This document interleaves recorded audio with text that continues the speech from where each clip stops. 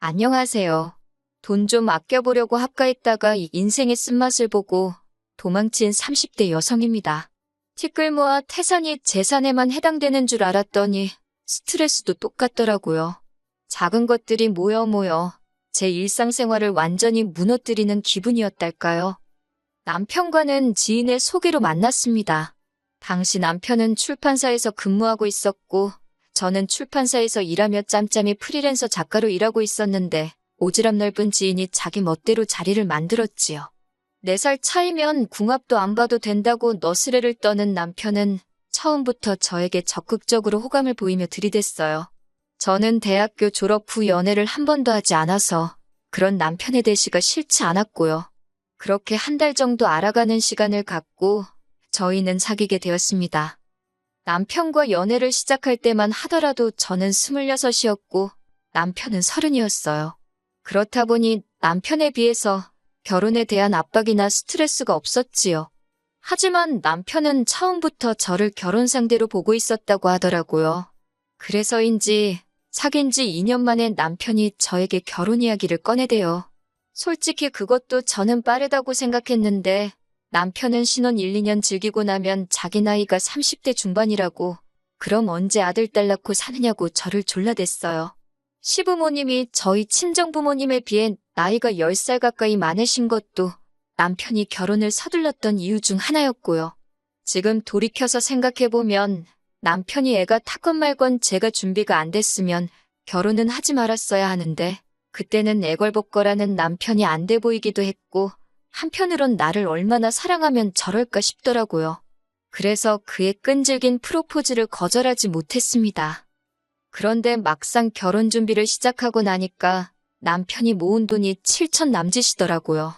물론 7천만 원이란 돈이 작은 건 절대 아니었지만 저 역시 모아둔 돈이라곤 4천만 원이 전부였으니 처음엔 빠듯하게 하면 된다고 생각했는데도 준비를 해나갈수록 답답하더라고요.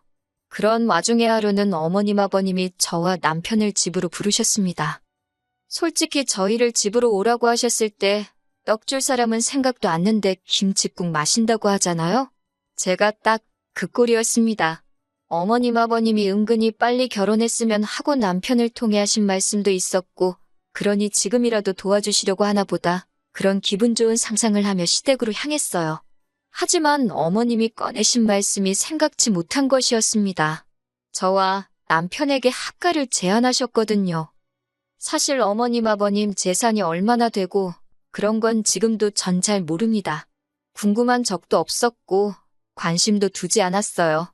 그래도 저도 보는 눈이 있고 들려오는 게 있으니 어느 정도 추측은 할 수 있었지요. 적어도 어머님 아버님 두 분이 살고 계시던 단독주택은 몇 억은 갈법한 것이었습니다. 물론 그마저도 빚이나 대출이 있던 건 나중에서야 알게 되었네요. 아무튼 어머님께선 어차피 집이 1, 2층으로 나뉘어져 있으니 저희더러 들어와 살라셨습니다. 한 3년 들어와 살면서 가족끼리 친해지고 돈도 바짝 모아서 나가라고요. 솔직히 어머님 말씀을 듣고 여러 가지 복잡한 마음이었습니다. 대출을 안 받으면 이자를 절약할 수 있는 데다가 어머님 댁에 살면 월세도 아낄 수 있었으니까요. 그러면 정말 어머님 말대로 돈 바짝 모아서 3년 안엔 뭐가 돼도 되겠다는 생각이 들대요. 그런데 이 이야기를 친정부모님께 하니 특히나 친정어머니가 말씀하시길 합가는 쉬워도 분가는 어려운 법이라며 잘 생각하라는 겁니다.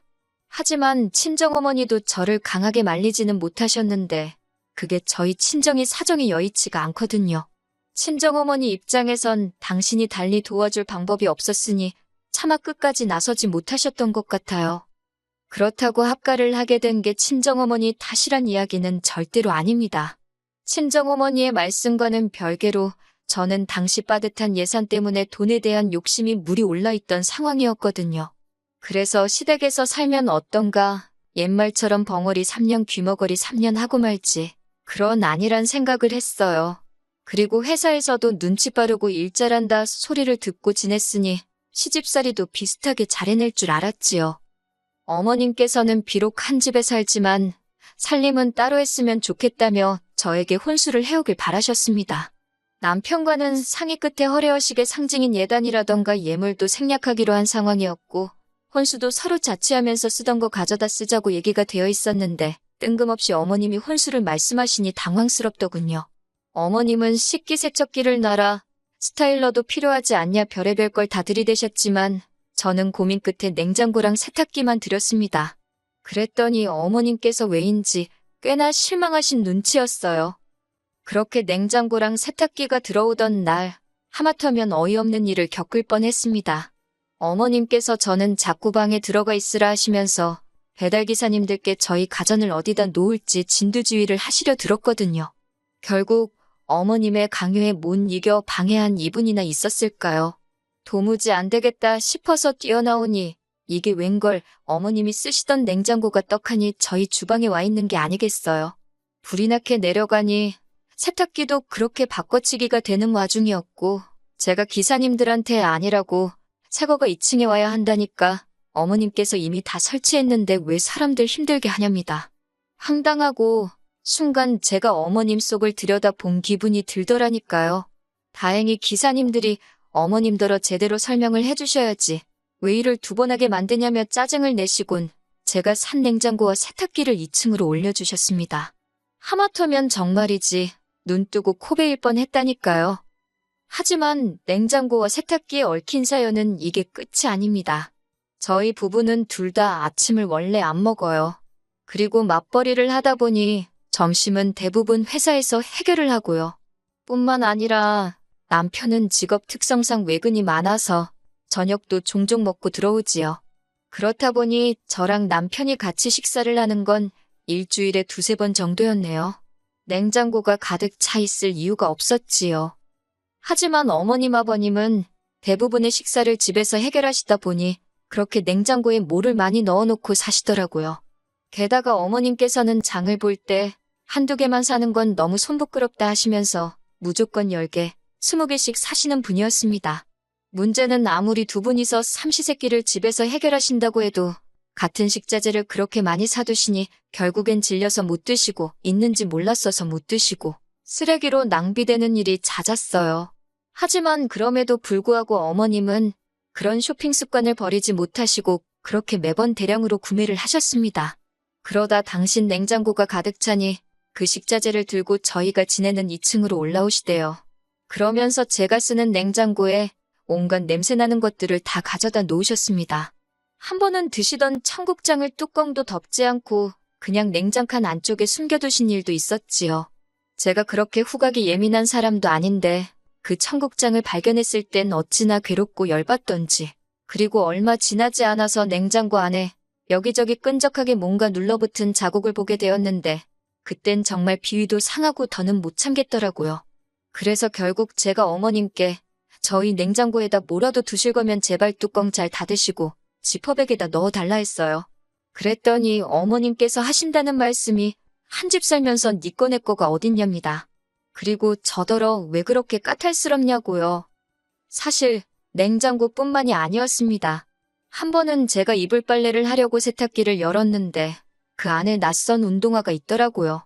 다시 살펴보니 아버님이 평소에 신고 다니시는 운동화였어요. 저희 아버님 무좀도 있으신데 왜 아버님 신발이 저희 세탁기 안에 들어있는 건지 어이도 없고 솔직히 찝찝하더라고요. 그래서 바로 아래층으로 내려가 어머님께 자초지종을 물으니 하시는 말씀이 어머님 세탁기로는 수건을 빠느라 저희 세탁기에 아버님 운동화를 빠셨다는 거예요. 남의 세탁기로 운동화를 빠는 게 상식적으로 말이 되는 건가요? 물론 100번 양보해서 신발이 아니라 수건이었대도 기분이 별로였을 것 같지만요. 아무튼 제가 어머님더러 운동화는 신발만 세탁해주는 곳에 갖다 주시던지 아니면 어머님 세탁기로 하시라고 저희 세탁기로 아버님 운동화 빨고 그러시는 거 싫다고 했어요. 그랬더니 어머님이 지난번 냉장고 때와 마찬가지로 저를 속도 좁고 예민하고 까탈스러운 사람으로 몰고 가시더군요. 시애비가 무슨 병균이라도 옮기냐면서 저더러 친정부모 신발이었어도 그러겠냐입니다. 친정부모님은 애시당초 남의 세탁기에다 당신들 운동화를 빠실 분들이 아닌데 그런 식으로 비교를 하시니 어이가 없었지요. 하지만 대화는 거기서 그치지 못했고 이번엔 아버님까지 난리셨어요. 저더러 시애비 발이라서 더럽다고 그러는 거냐고 화를 내시길래 그런 게 아니라니까 그러면 당신 맨발을 제 맨손으로 만져보래요. 거짓말인지 아닌지 한번 보자고요. 그러면서 옛날엔 며느리가 시애비 똥도 먹었답니다. 건강이 어떤지 확인하려고요. 정말이지 대화를 나눌수록 역하고 비위가 상해서 한마디도 더 섞고 싶지 않더라니까요. 하지만 그때만 해도 제가 시집 온 지 얼마나 되었다고 감히 어머님 아버님하고 계속해서 언성을 높일 수가 있었겠어요. 우라가 치밀었지만 꼭 눌러 참고 제발 부탁인데 제 냉장고고 세탁기고 함부로 쓰지 마시라고 딱 잘라 말했네요. 하지만 단지 이런 일들로 제가 남편과 끝을 낸 건 아닙니다. 저를 힘들게 했던 또 다른 이유는 생활비였지요. 솔직히 저는 처음부터 돈을 모으려고 시댁과 학가를 하기로 한 거였으니 생활비를 많이 드릴 수가 없었어요.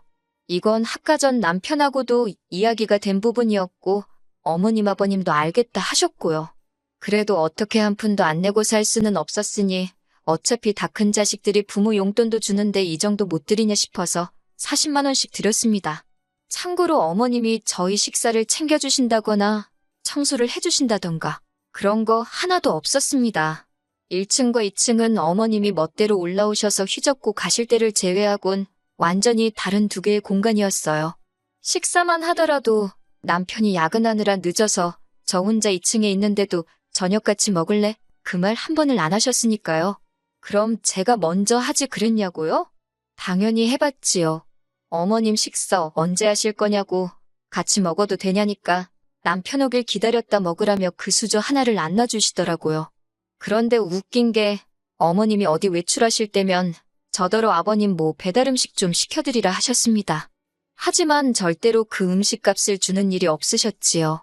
게다가 특히 저희 냉장고를 마음대로 쓰기 시작한 이후로는 저희가 냉장고에 넣어둔 과일도 고기도 말도 없이 가져다 드시고 하다못해 칫솔치약 같은 생필품도 멋대로 저희 걸 가져다 쓰시대요. 심지어 저희 때문에 가스비고 뭐고 2배도 넘게 나온다며 저한테 5만 원만 주시고는 나머지는 알아서 내란 식이셨는데 어머님 아버님은 두 분 다 집에만 계시고 저희는 맞벌이를 하는데 그럴 리가 없잖아요? 이 밖에도 여러 가지 이유가 있었기에 실제로 따져보면 합가한 게 저희한테 유리한 게 하나도 없었어요. 웬만한 오피스텔 월세값만큼은 나가고 있었다니까요.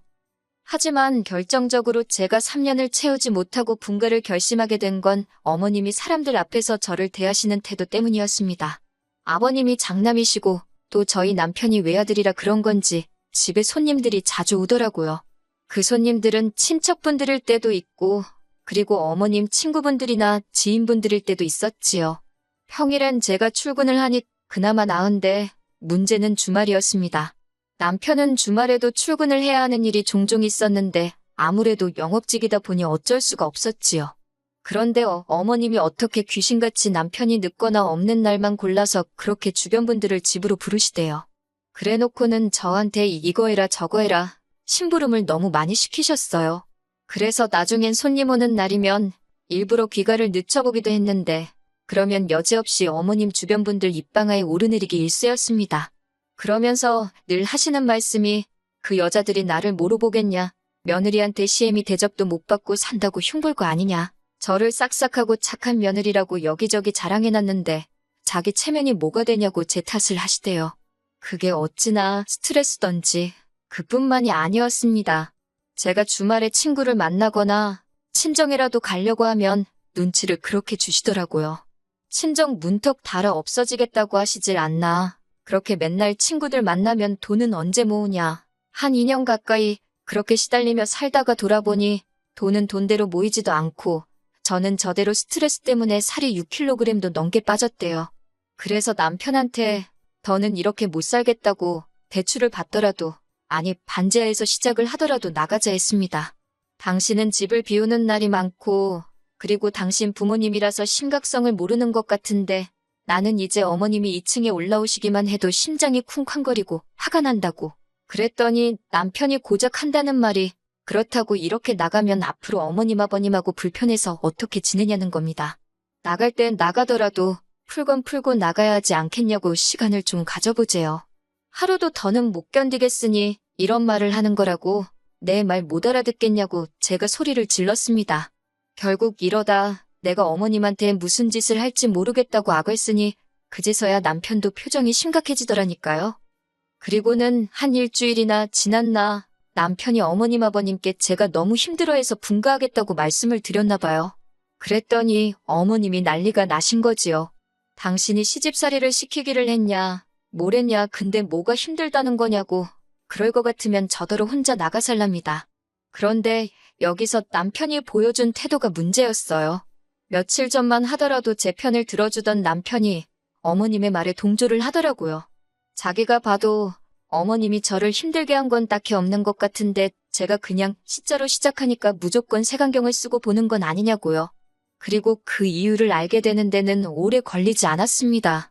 어머님이 남편한테 차를 사주셨더라고요.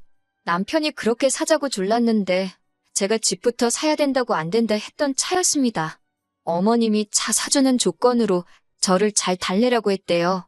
제가 남편더러 어머님께 차 돌려드리라니까 저더러 진짜 왜 이렇게 꼬였냐입니다. 그러면서 절대 안 된다고 하대요. 그래서 제가 그럼 헤어지자고 했습니다. 나는 친정으로 갈 테니 그리 안라고요. 남편은 제가 허풍 떤다고 생각했던 모양이에요. 기어이 이튿날 어머님이 사주신 차를 끌고 출근을 했더라고요. 그런 남편의 뒷모습을 보고 있으니 어찌나 허탈하던지 저는 짐을 쌌고 용달을 불러서 세탁기랑 냉장고도 실었습니다. 어머님께선 그 광경을 보시더니 저더러 끝까지 이렇게 해야겠냐고 한마디 하시대요. 뭐라고 받아쳐서 한 방 먹일까 생각하다 그냥 건강히 잘 지내시라고 인사 한번 드리고 제 짐만 싹 빼서 나왔네요. 남편과는 혼인신고가 되어 있지 않았는데 별다른 이유는 없었어요. 아무래도 둘이 공동재산으로 형성한 재산이 딱히 없다 보니 오히려 돈 관리하기 헷갈릴 것도 같았고 세금에 대한 지식이 별로 없다 보니 혼인신고를 하면 괜히 폭탄 맞는 거 아닌가 하는 무식한 두려움도 있었거든요. 그런데 참 다행이다 싶더라고요. 그렇게 남편과 갈라서게 된 지 벌써 3개월이 넘었습니다. 그리고 얼마 전 우연히 저희 소개팅을 주선했던 주선자를 마주하게 되었지요. 주선자는 저를 위로한답시고 제 손을 양손으로 꼭 잡더니 그래도 어른들하고 살면서 가풍도 익히고 좋은 경험이 되지 않았냐면서 자기가 개인적으로 저희 남편을 알아서 하는 말인데 그렇게 괜찮은 남자가 없다면서 어머님 아버님 돌아가시면 어차피 그 재산 다 저랑 남편한테 돌아오지 않냐고 혀를 차면서 저더러 성질 좀 죽이지 그랬냐고요. 그런 소리를 듣고 있으니 지인 입을 확 고매버릴까 싶더라니까요. 지인더러 나중에 꼭 시어머니랑 합가해서 오손도손 살아보라 했습니다. 그러면 분명히 나한테 사과하고 싶은 순간이 올 거라고요.